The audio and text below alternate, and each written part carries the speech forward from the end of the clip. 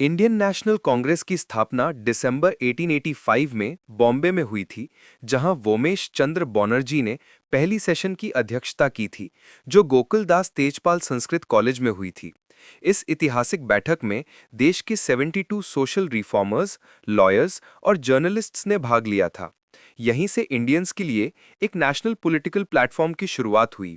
1886 में दूसरी सेशन कलकत्ता में हुई, जिसमें दादाभाई नारोजी प्रेसिडेंट बने।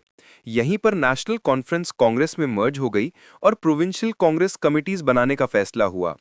1887 में मद्रास सेशन में बदरुद्दीन तैयब जी पहले मुस्लिम प्रेसिडेंट बने। उन्होंने मुस्लिम से अपील की कि वो दूसरे नेशनल लीडर्स के साथ जुड़ जाएं। 1888 में इलाहाबाद सेशन में जॉर्ज यूल पहले अंग्रेज बने, जो कांग्रेस के प्रेसिडेंट बने, जो कांग्रेस के फॉरेन सिंपथाइजर्स के लिए ओपननेस को दिखाता था। 1889 में बॉम्बे सेशन में सर विलियम वेडरबर्न प्रेसिडेंट बने और कांग्रेस का ब्रिटिश कमिटी लंदन में स्थापित हुआ। 1890 में कलकत्ता सेशन में फिरोज शाह मेहता प्रेसिडेंट बने और यहीं कादम्बिनी गांगुली कांग्रेस को एड्रेस करने वाली पहली महिला बनी।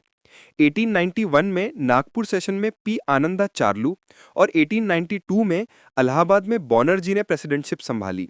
दोनों सेशंस में इंडियन काउंसिल्स एक्ट की आलोचना हुई। 1893 में लाहौर में फिर से दादाभाई नौरोजी प्रेसिडेंट बने और 1894 में मद्रास में एल्फ्रेड वेब आयरलैंड ने प्रिसाइड किया, जो कांग्रेस के इंटरनेशनल कनेक्शंस को दिखाता है। 1895 में पूना सेशन में सुरेंद्रनाथ बैनर्जी प्रेसिडेंट बने और भारी पार्टिसिपेशन हुई। 1896 में कलकत्ता सेशन में रहीमतुल्लाह सयानी प्रेसिडेंट बने। यहीं पहली बार वंदे मातरम गाया गया और एक रेजोल्यूशन ब्रिटिश को फैमिन के लिए जिम्मेदार ठहराता था। 1897 में अमरावती सेशन में सी शंकरन नैयर ने बाल गंगाधर तिलक की गिरफ्तारी की निंदा की। 1898 में मद्रास में आनंदा मोहन बोस, 1899 में लखनऊ में रोमेश चंद्र दत्त प्रेसिडेंट बने, जिन्होंने ड्रेन ऑफ वेल्थ बंद करने की डिमांड की।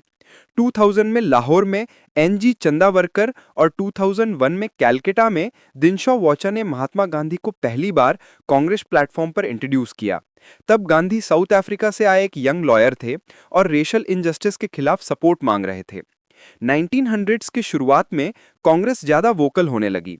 1902 में अहमदाबाद में सुरेंद्रनाथ बैनर्जी, 1903 में मद्रास में लाल मोहन घोष और 1904 में बॉम्बे में सर हेनरी कॉटन प्रेसिडेंट बने।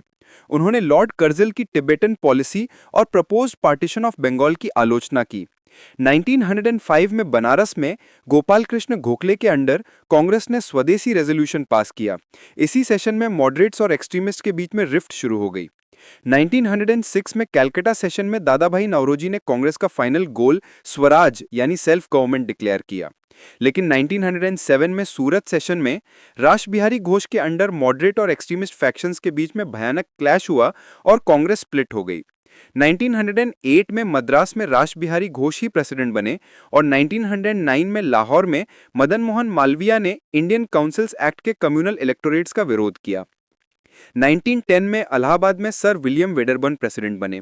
1911 में कलकत्ता में बिशन नारायण धार प्रेसिडेंट बने। यहीं पहली बार जनगण मन गाया गया। 1912 में बांकीपुर में रघुनाथ मुधोलकर, 1913 में कराची में सैयद मोहम्मद बहादुर, 1914 में मद्रास में भूपेंद्र नाथ बोस ने इंडियंस को आर्मी के हायर रैंक्स में एंट्री देने की डिमांड की। 1915 में बॉम्बे में सत्येंद्र प्रसन्ना सिन्हा ने कॉन्स्टिट्यूशनल चेंजेस कराए, जिससे एक्सट्रीमिस्ट्स वापस कांग्रेस में आ सकें। एक नया दौर 1916 लखनऊ सेशन से शुरू हुआ। अंबिका चरण मजूमदार के अंडर मॉडरेट्स और एक्सट्रीमिस्ट्स दोनों यूनाइट हुए और कांग्रेस मुस्लिम लीग का हिस्टोरिक लखनऊ पैक्ट साइन हुआ। 1917 में कलकत्ता में एनी बीसेंट पहली महिला बनी जो कांग्रेस के प्रेसिडेंट बनी।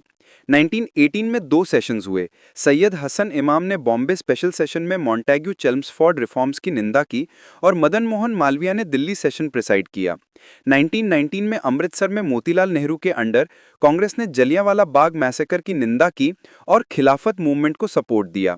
1920 में कलकत्ता स्पेशल सेशन में लाला लाजपत राय ने नॉन कोऑपरेशन मूवमेंट लॉन्च करने की अप्रूवल दी और उसी साल नागपुर सेशन में सी विजय राघवाचार्य के अंडर कांग्रेस को लिंग्विस्टिक लाइंस पर रीऑर्गेनाइज किया गया और नॉन वायलेंट मेथड्स को एम्फेसाइज किया गया। 1921 में अहमदाबाद सेशन में हकीम अजमल खान एक्टिंग प्रेसिडेंट बने और गांधी को कांग्रेस के फुल एग्जीक्यूटिव पावर्स दे दिए गए थे। 1922 में गया सेशन में सीआर दास के अंडर लेजिस्लेचर्स ज्वाइन करने को लेकर शार्प डिफरेंसेस हुए और दास ने स्वराज पार्टी बना ली। 1923 में दिल्ली स्पेशल सेशन में मौलाना अबुल कलाम आज़ाद ने कांग्रेसमैन को इलेक्शंस कॉन्टेस्ट करने की परमिशन दे दी। 1924 में बेलगाम सेशन में महात्मा गांधी खुद प्रेसिडेंट बने, यानी एकमात्र बार। 1925 में कानपुर में सरोजनी नायडू पहली इंडियन महिला प्रेसिडेंट बनी। 1926 में गुवाहाटी में एस श्रीनिवासन अयंगर और 1927 में मद्रास में doctor M A Ansari president बने। इसी सेशन में कांग्रेस ने साइमन कमीशन का बॉयकॉट करने का फैसला लिया। 1928 में कैलकाटा सेशन में मोतीलाल नेहरू प्रेसिडेंट बने।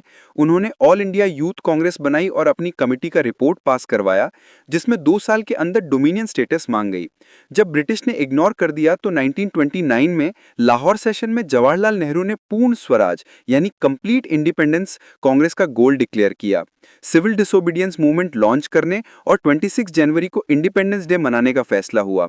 1931 में कराची सेशन में वल्लभ भाई पटेल ने फंडामेंटल राइट्स और नेशनल इकोनॉमिक प्रोग्राम एडॉप्ट करवाया। गांधी इरविन पैक्ट एंडोर्स हुआ और गांधी को सेकेंड राउंड टेबल कॉन्फ्रेंस भेजने का डिसीजन हुआ। 1933 में कलकत्ता में नेली सेन गुप्ता, 1934 में बॉम्बे में राजेंद्र प्रसाद प्रेसिडेंट बने। उन्होंने कांग्रेस ऑफिस होल्डर्स के लिए खादी पहनना मैंडेटरी कर दिया। 1936 में लखनऊ सेशन में जवाहरलाल नेहरू ने कांग्रेस को सोशलिस्ट डायरेक्शन में ढकेला और 1937 फैजपुर सेशन, जो पहला रूरल एरिया में था, वो भी उन्होंने ही प्रिसाइड किया। 1938 में हरिपुरा सेशन में सुभाष चंद्र बोस प्रेसिडेंट बने। उन्होंने गवर्नमेंट ऑफ इंडिया एक्ट 1935 के फेडरल स्कीम को रिजेक्ट किया और नेशनल प्लानिंग कमेटी बनाई, जो नेहरू के अंडर थी।